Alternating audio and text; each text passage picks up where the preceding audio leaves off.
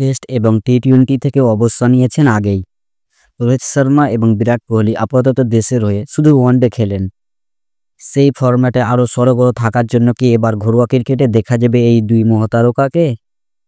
বোর্ডের তরফ থেকে কিন্তু সেই রকমই নির্দেশ দেওয়া হচ্ছে। অস্ট্রেলিয়া সিরিজে ভালো খেললেও দুজনকে নিয়ে অবস্থান বদলাচ্ছেন না বিসিসিআই।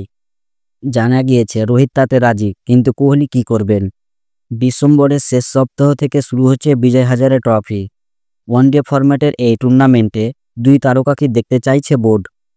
একটি ভারতীয় সংবাদ মাধ্যমে বোর্ডের এক সূত্র বলেছে, বোর্ড এবং টিম ম্যানেজমেন্ট তাদের দুজনকে জানিয়েছে যে ভারতের হয়ে খেলতে হলে তাদের ঘরোয়া ক্রিকেট খেলতে হবে। যেহেতু তারা দুজনই দুই ফরম্যাট থেকে অবসর নিয়েছে, তাই ম্যাচ ফিট থাকার জন্য তাদের ঘরোয়া ক্রিকেট খেলতে হবে। জানা গিয়েছে রোহিত ইতিমধ্যে মুম্বাই ক্রিকেট সংস্থাকে জানিয়েছেন যে তিনি বিজয় হাজার ট্রফিতে খেলবেন, কিন্তু কোহলি কি খেলবেন সে বিষয়ে এখনও দিল্লির সংস্থার কাছে কোনো খবর নেই। 30 নভেম্বর ঘরের মাঠে দক্ষিণ আফ্রিকার বিরুদ্ধে শুরু হবে ওয়ানডে সিরিজ। দল ঘোষণা না হলেও সেই সিরিজে রোকো খেলবেন বলে ধরা হচ্ছে। ম্যাচ প্র্যাকটিসে থাকার জন্য রোহিত কোহলিদের ঘরোয়া ক্রিকেট খেলার দরকারি বলেই অনেকেই মনে করছেন।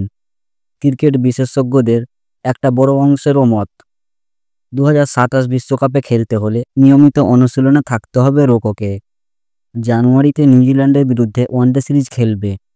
তার আগে বিজয় হাজারে ট্রফিতে অন্তত 3টে ম্যাচ রোহিত বিরাট খেলতে পারেন বলে খবর। রোহিত 8 বছর বিজয় হাজারে ট্রফি খেলেননি, বিরাট শেষবার খেলেছেন 13 বছর আগে। রোহিত বিরাটদের ঘরোয়া ক্রিকেট খেলা নিয়ে আপনাদের কি মতামত অবশ্যই কমেন্ট করে জানাবেন। আর ভিডিওটি ভালো লাগলে লাইক করবেন, আর চ্যানেলে প্রথমবার হলে চ্যানেলটি সাবস্ক্রাইব করতে ভুলবেন না।